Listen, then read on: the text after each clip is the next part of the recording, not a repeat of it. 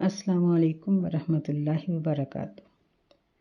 آج ہم سورہ الاحزاب کی آیت نمبر 53 سے شروع کریں گے۔ اعوذ باللہ السمیع العلیم من الشیطان الرجیم، بسم اللہ الرحمن الرحیم۔ یا ایہا الذین آمنوا لا تدخلوا بیوت النبی الا ان یؤذن لکم الی طعام غیر ناظرین اناہ۔ اے ایمان والو، تم نہ داخل ہو نبی صلی اللہ علیہ وسلم کے گھروں میں۔ بیوت یہ بیت کی جمع، یہ اس چار دیواری کو کہتے ہیں جس میں رات گزاری جائے، ورنہ جو خالی چار دیواری ہوتی ہے اسے دار کہتے ہیں۔ تو فرمایا کہ نبی صلی اللہ علیہ وسلم کے گھروں میں تم داخل نہ ہو الا ان یؤذن لکم، مگر یہ کہ تمہیں اجازت دی جائے، الی طعام غیر ناظرین اناہ، کھانا کھانے کے لیے اس طرح سے کہ نہ دیکھنے والے اس کی تیاری کو،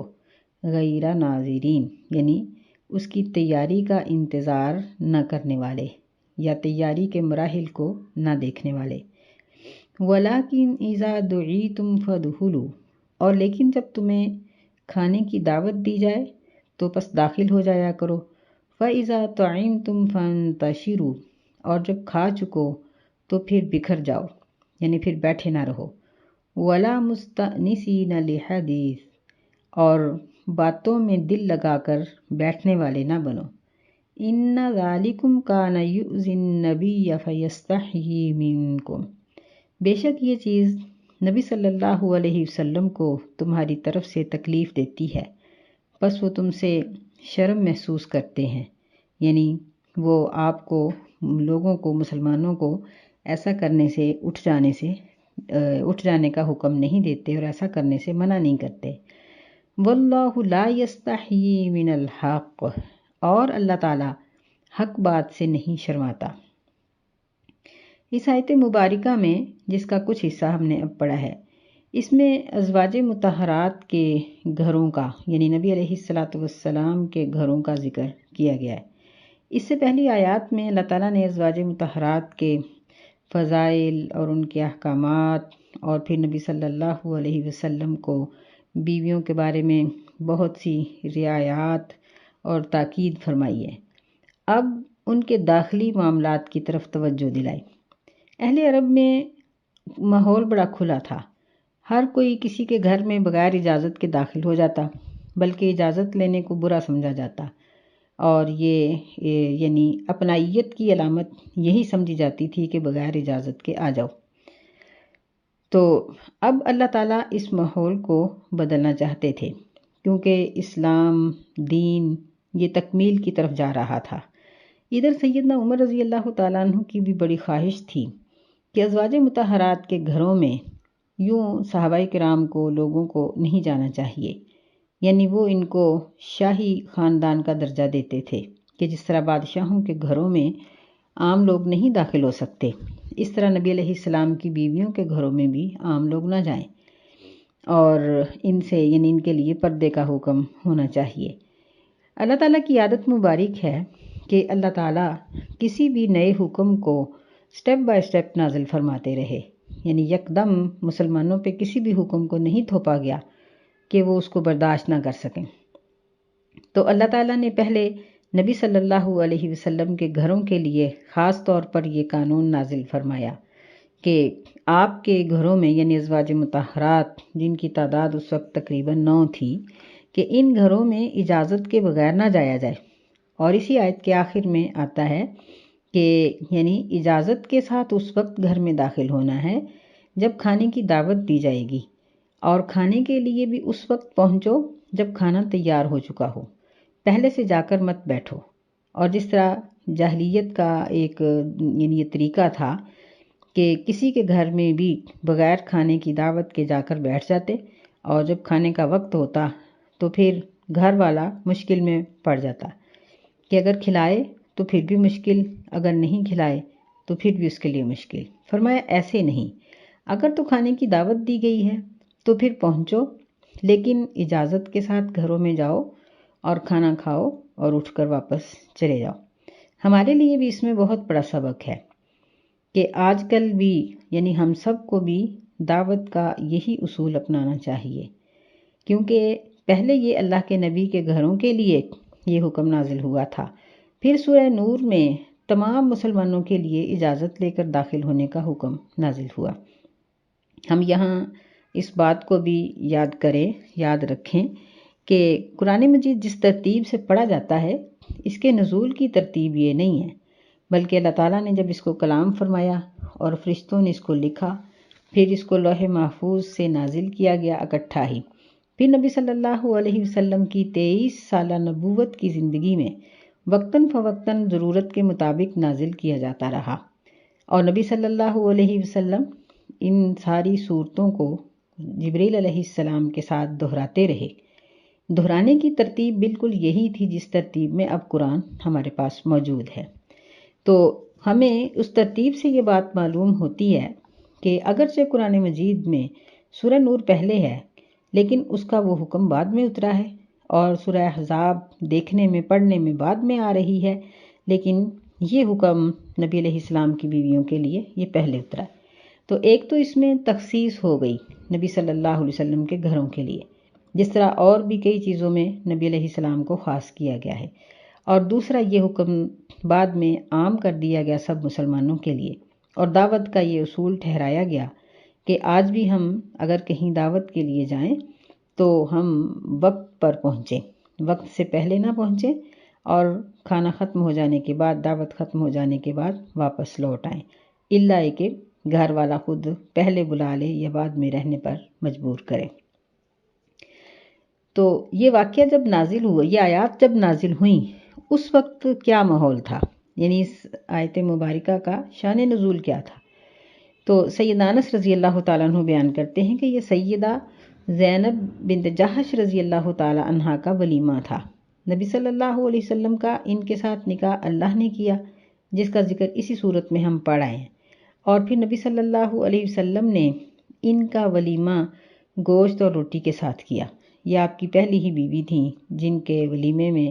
روٹی اور سالن کا اہتمام کیا گیا، کیونکہ مسلمانوں کے حالات کچھ بہتر ہو چکے تھے، ورنہ باقی بیویوں کے ولیمے مختصر ہوئے، مختلف چیزوں کے ساتھ ان کے ولیمے کیے گئے۔ تو سیدنا انس رضی اللہ تعالیٰ عنہ بیان کرتے ہیں کہ مجھے نبی علیہ السلام نے لوگوں کو دعوت دینے کے لیے بھیجا، میں لوگوں کو بلاتا جاتا، لوگ آتے جاتے اور کھانا کھا کر واپس چلے جاتے، حتیٰ کہ میں نے نبی علیہ السلام کو بتایا کہ اب تمام لوگ آ چکے ہیں اور کوئی بھی باقی نہیں بچا۔ نبی صلی اللہ علیہ وسلم نے اپنی تمام بیویوں کے گھروں کا چکر لگایا، اور پھر سیدہ زینب رضی اللہ تعالیٰ عنہ کے حجرے میں جب آپ آنے کے لیے تشریف لائے تو دیکھا کہ ان کے صحن میں، یعنی گھر کے آگے جو کھلی جگہ تھی، وہاں 3 افراد بیٹھے ہوئے ہیں۔ سیدنا انس رضی اللہ عنہ کہتے ہیں کہ میں ان کے نام بھی بتا سکتا ہوں، اور ایک روایت میں انہوں نے ان کے نام بتائے بھی کہ فلاں فلاں صحابی بیٹھے تھے اور اپنی گفتگو میں مہب تھے۔ نبی صلی اللہ علیہ وسلم نے ان کو دیکھ کر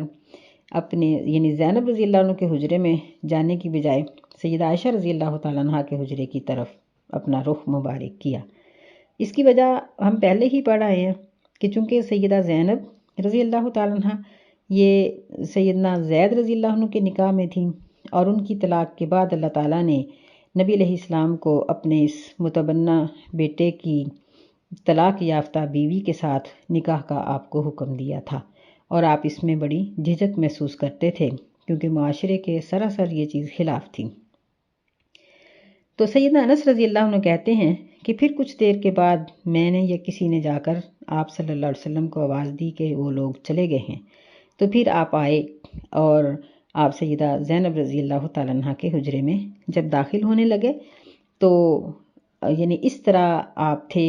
کہ آپ کا ایک پاؤں دہلیز کے اندر تھا اور ایک باہر، اور سیدنا انس رضی اللہ تعالیٰ عنہ بھی آپ کے پیچھے تھے، یعنی آپ کے ساتھ ہی تھے، بچے تھے یہ چھوٹے۔ تو اللہ تعالیٰ نے آیت حجاب یہی آیت اتاری، اور نبی علیہ السلام نے اپنے اور سیدنا انس رضی اللہ عنہ کے درمیان پردہ گرایا، یعنی یہ آیت پڑھی اور پردہ گرایا، تو کہتے ہیں کہ مجھے یہ معلوم ہو گیا کہ اب پردے کا حکم اتر آیا ہے۔ تو یہ اس کا شان نزول ہے کہ یعنی اس موقع پر یہ آیت مبارکہ نازل ہوئی تھی، اور باقی یہ سارا اصول بتا دیا گیا، اور ساتھ یہ بھی بتا دیا گیا کہ نبی علیہ الصلاۃ والسلام بہت باحیا ہیں، فَيَسْتَحْيِي مِنْكُمْ، کہ وہ تم سے اپنا حق لینے سے شرماتے ہیں۔ یعنی حق تو یہی تھا نا کہ آپ فرما دیتے کہ تم لوگ جاؤ، یا ان کے سامنے آپ حجرے میں چلے جاتے۔ آپ نے دونوں باتوں کو مناسب نہیں سمجھا، نہ ان کو اٹھایا اور نہ ہی حجرے میں جانے کا آپ نے ارادہ کیا، بلکہ سیدہ عائشہ کے گھر چلے گئے، اور پھر ان کے اٹھ جانے کے بعد آپ آئے اور آپ اندر تشریف لے گئے۔ تو اللہ تعالیٰ کو نبی علیہ السلام کی یہ ناگواری بالکل پسند نہ، یعنی برداشت نہ ہوئی۔ سیدنا انس رضی اللہ عنہ کہتے ہیں کہ جب نبی علیہ الصلاۃ والسلام نے ان کو یوں بیٹھے ہوئے دیکھا تو ظاہر ہے کہ آپ پر کچھ ناگواری کے آثار تھے۔ اللہ تعالیٰ نے یہ آیت اتاری اور فرمایا کہ میرا نبی تمہاری اس حرکت سے تکلیف محسوس کرتا ہے، یا یوں فرمایا کہ اگر وہ تکلیف محسوس کرے تو تم لوگوں کا حق نہیں ہے کہ وہ اس کو تکلیف دو، اور یہاں یہ ذکر کیا کہ وہ تم سے شرماتا ہے، واللہ لا یستحیی من الحق، لیکن اللہ تعالیٰ حق بات کہنے سے نہیں شرماتا۔ وَإِذَا سَأَلْتُمُوهُنَّ مَتَاعًا فَاسْأَلُوهُنَّ مِنْ وَرَاءِ حِجَابٍ، اور جب تم ان سے کسی چیز کا سوال کرو تو پردے کے پیچھے سے ان سے سوال کرو۔ یعنی پہلے تو حکم یہ تھا نا کہ اگر دعوت ملی ہے تو پھر تم اندر جا سکتے ہو، لیکن عام حالات میں اگر ازواج مطہرات سے کوئی رابطہ کرنے کی ضرورت ہے یا نبی علیہ السلام کوئی چیز لینے کے لیے بھیجتے ہیں تو پردے کے پیچھے سے ان سے سوال کرو۔ ذالکم اطہر لقلوبکم وقلوبہن، یہ تمہارے لیے بھی بہت پاکیزہ ہے، تمہارے دلوں کے لیے، اور ان کے دلوں کے لیے بھی بہت پاکیزہ ہے۔ یہاں اللہ تعالیٰ نے قلوب کا لفظ استعمال کیا ہے، اس سے پتہ چلتا ہے کہ خرابی سب سے پہلے دل میں آتی ہے۔ نبی صلی اللہ علیہ وسلم نے فرمایا کہ خبردار، جسم میں ایک ایسا ٹکڑا ہے جب وہ سدھر جاتا ہے تو سارا جسم سدھر جاتا ہے، اور جب وہ فساد میں برپا ہوتا ہے، واقع ہوتا ہے، اس میں فساد برپا ہو جائے تو پھر سارا جسم فساد کا شکار ہو جاتا ہے۔ پھر آپ نے فرمایا الا وہی القلب، خبردار بے شک وہ دل ہے۔ تو اس لیے فرمایا کہ حجاب کے پیچھے سے سوال کرنا تمہارے اور ان کے دلوں کے لیے پاکیزہ ہے۔ یہاں دیکھیے کہ کتنی عظیم اور کتنی عجیب بات ہے کہ نبی علیہ الصلاۃ والسلام کی ازواج مطہرات، ہمارا ایمان ہے کہ ان جیسا حیا کسی اور میں نہیں تھا، بہت باحیا تھی، لیکن اللہ تعالیٰ نے صحابہ کرام کو ان سے حجاب میں رہنے کا حکم دیا۔ تو پھر ہم لوگ کس طرح غیر مردوں کے سامنے آ سکتی ہیں، یا غیر مرد ہمارے سامنے کس طرح سے آ سکتے ہیں؟ ہمیں کس چیز کی اجازت ہو سکتی ہے جبکہ ہمارے دلوں کے اندر ایمان کی وہ مضبوطی ہے ہی نہیں جو ان کے دلوں میں تھی۔ تو جو مضبوط ایمان والیاں تھیں، جن کی صفات اللہ تعالیٰ نے قرآن مجید میں ذکر فرمائی، جن کو اپنے نبی کے ساتھ کے لیے چن لیا اور جن کو جنت میں بھی اپنے نبی کا ساتھ اللہ تعالیٰ عطا کریں گے، ان کے لیے حکم ہے کہ تم نبی علیہ السلام کے دوست احباب کے سامنے نہ آؤ، اور ان کو، یعنی یہ بھی ایک اللہ تعالیٰ کی محبت ہے کہ اللہ تعالیٰ نے یہاں بیویوں کو منع نہیں کیا بلکہ صحابہ کو منع کیا ہے۔ ایک تو اس کی وجہ یہ ہے کہ آنے والے باہر سے مرد ہوتے ہیں، دوسرا یہ ہے کہ عورتوں کو اللہ تعالیٰ نے احترام دیا ہے کہ عورت صاحب احترام ہوتی ہے، اس لیے اللہ تعالیٰ نے ان کو مخاطب نہیں کیا بلکہ مردوں کو مخاطب کر کے کہا کہ تم ان سے سوال کرتے وقت پردے کے پیچھے سے سوال کیا کرو، یہ تمہارے دل کے لیے اور ان کے دلوں کے لیے یہ بہت پاکیزہ ہے۔ وَمَا كَانَ لَكُمْ أَن تُؤْذُوا رَسُولَ اللَّهِ، یعنی یہاں پردے کے احکامات بیان کرنے کے بعد یہ حکم اللہ نے دیا کہ تمہارے لیے یہ لائق نہیں کہ تم رسول اللہ صلی اللہ علیہ وسلم کو ایذا دو، تکلیف دو، اور ایک حکم یہ دیا وَلَا أَن تَنكِحُوا أَزْوَاجَهُ مِن بَعْدِهِ أَبَدًا، اور تمہارے یہ بھی لائق نہیں ان تنکحوا، یہ کہ تم نکاح کرو نبی علیہ السلام کی بیویوں سے ان کے جانے کے بعد، یعنی وفات کے بعد کبھی بھی۔ یعنی اس چیز سے بھی ان کو منع کر دیا کہ یہ امہات المومنین اگرچہ یہ مردوں سے پردے میں رہیں گی، یعنی پردہ تو غیر محرم سے کیا جاتا ہے نا، لیکن یہ سب مومنوں کی حرم ہیں، سب ان کا احترام کریں، یہ سب مومنوں کی مائیں ہیں، اور ان کے ساتھ نکاح کا سوچنا بھی منع ہے۔ نبی علیہ الصلاۃ والسلام کے ساتھ ان کی عزت افزائی کے لیے یا اپنی ضرورت کے لیے کوئی شخص ایسا نہیں سوچ سکتا، کیونکہ یہ نبی صلی اللہ علیہ وسلم کا حرم ہے اور ان کا احترام کرنا ہوگا، ان کی موجودگی میں بھی، اور قیامت تک آنے والے مسلمانوں کے لیے ضروری ہے کہ وہ امہات المومنین کا احترام کرے۔ ان ذالکم کان عند اللہ عظیما، بے شک تمہارا یہ فعل اللہ تعالیٰ کے نزدیک بہت بڑا ہے، یعنی اگر کوئی شخص ایسا کرے گا تو وہ اللہ کے نزدیک بہت بڑا مجرم اور گناہ گار ہوگا۔ ان تبدوا شیئا او تخفوہ فإن اللہ کان بکل شیء علیما، اگر تم ظاہری طور پر کچھ کرو یا تم چھپا کر کرو، پس بے شک اللہ تعالیٰ ہر چیز کو جاننے والا ہے۔ یعنی یہاں پھر تاکید کر دی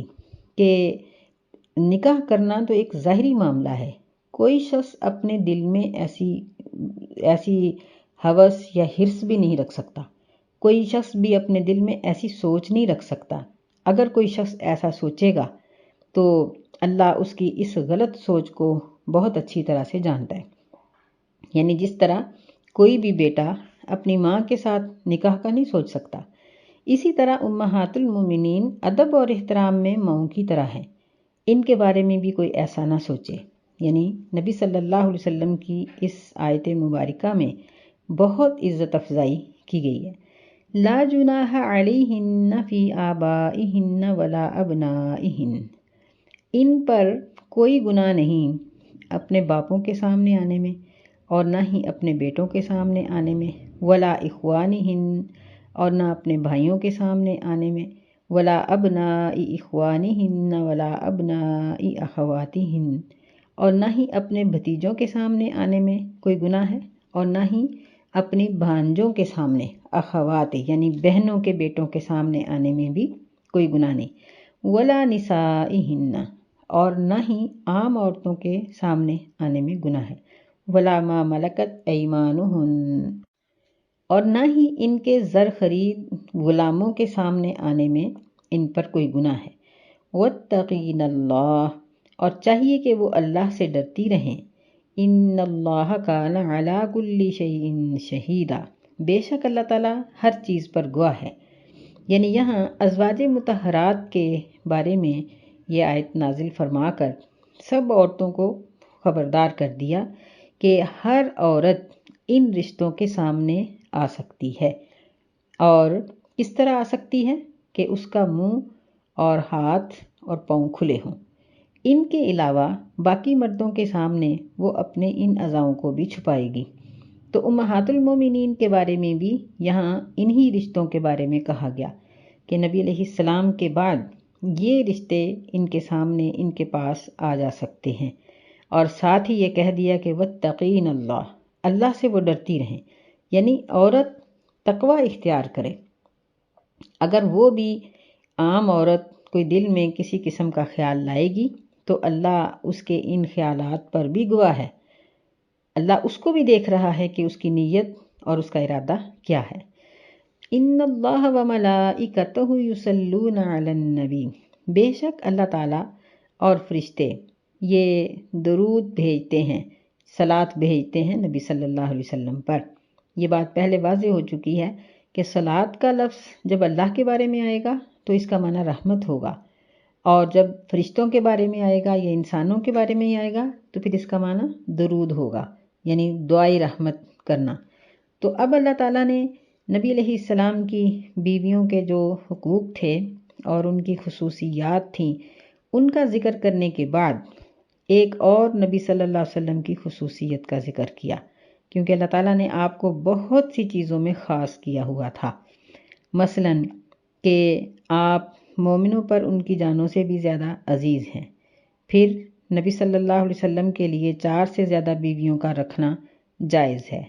تیسری خاصیت یہ تھی کہ آپ خاتم النبیین ہیں،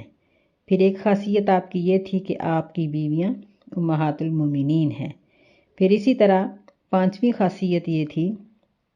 کہ امہات المومنین کا حجاب و احترام کا خاص طور پر اہتمام ہونا چاہیے۔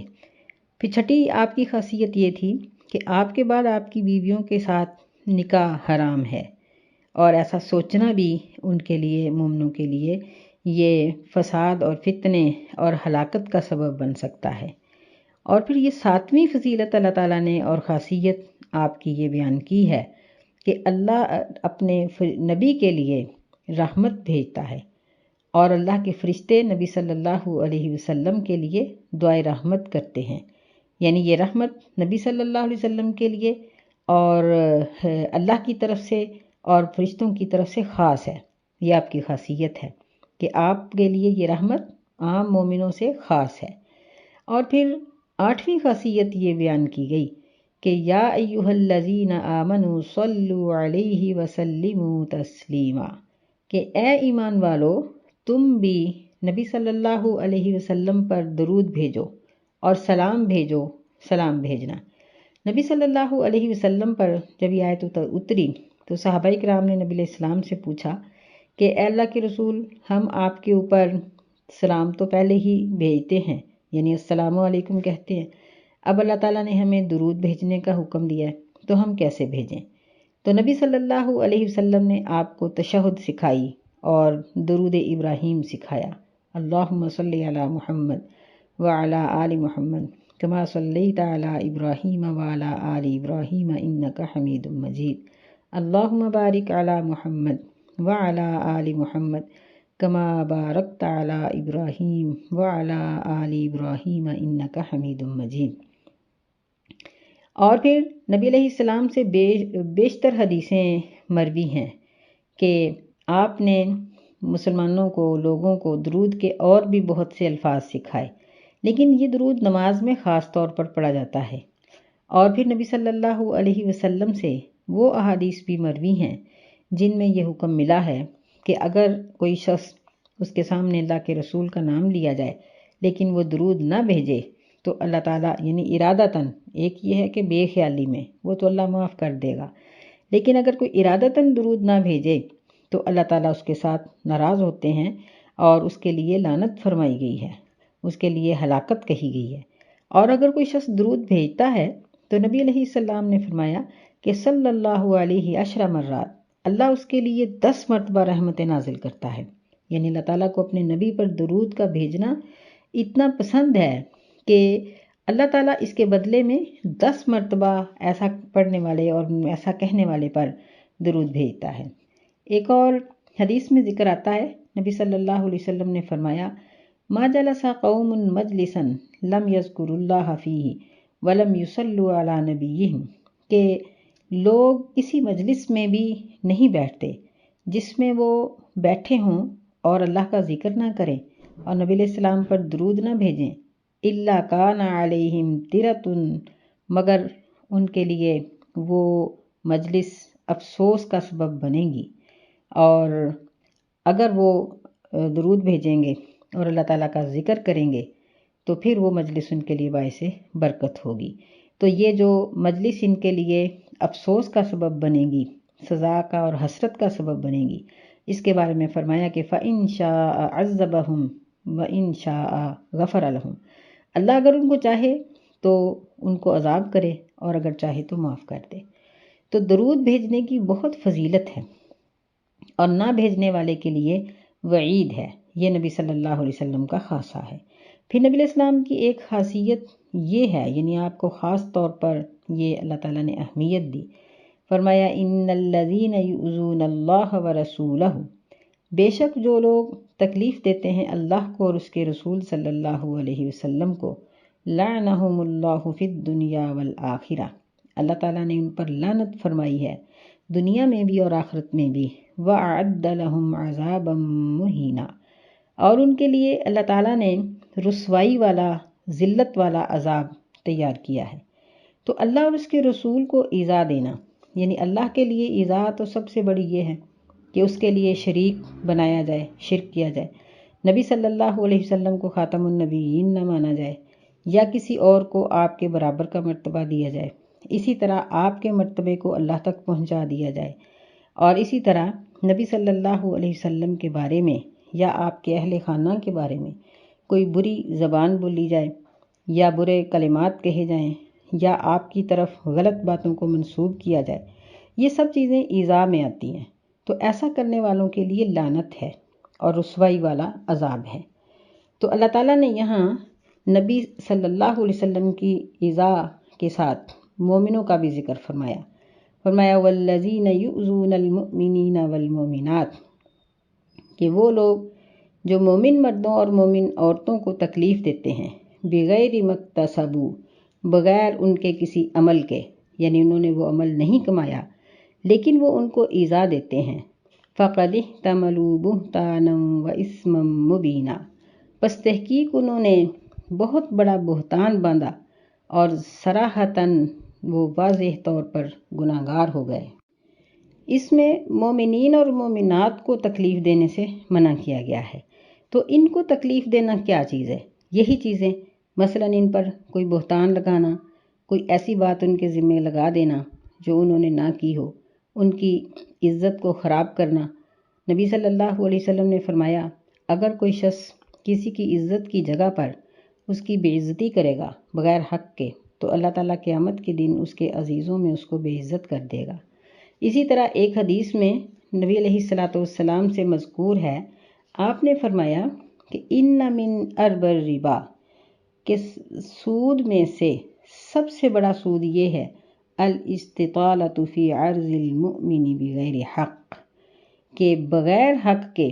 کسی مسلمان کی عزت پر دست درازی کی جائے یا اس کی عزت پر زبان چلائی جائے۔ آپ نے فرمایا کہ یہ سب سودوں میں سے سب سے بڑا سود ہے۔ تو دیکھیں کہ اس میں کفار بھی داخل ہیں، اور پھر اسی طرح مسلمانوں کے کئی فرقے جو صحابہ کرام کو یا امہات المؤمنین کو یا نبی علیہ السلام کی ایک بیٹی کے سوا باقی بیٹیوں کو برا کہتے ہیں، وہ بھی سب اس میں شامل ہیں۔ اسی طرح تمام وہ لوگ جو صحابہ کرام کو، مہاجرین کو، انصار کو اور اس کے بعد آنے والے ائمہ کو، یا اپنے دور میں یا کسی بھی دور کے کسی بھی مومن کو اگر برا کہتے ہیں یا ان کے اوپر کوئی الزام لگاتے ہیں تو وہ سب اس میں شامل ہیں،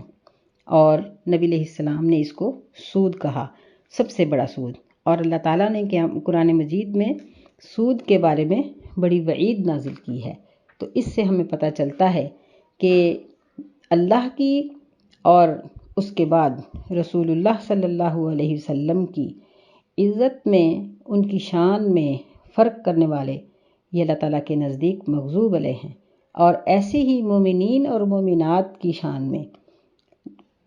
ان کی عزت افزائی کے خلاف بات کرنے والے اور ان کی عزت کو خراب کرنے کی کوشش کرنے والے اللہ تعالیٰ کے نزدیک مغضوب علیہ ہیں۔ اللہ تعالیٰ ہمیں ایسا کرنے سے اور اس قسم کے گناہوں سے محفوظ رکھے، اور ہمیں حق کہنے کی اور حق پر عمل کرنے کی توفیق عطا فرمائے، آمین۔ السلام علیکم ورحمۃ اللہ وبرکاتہ۔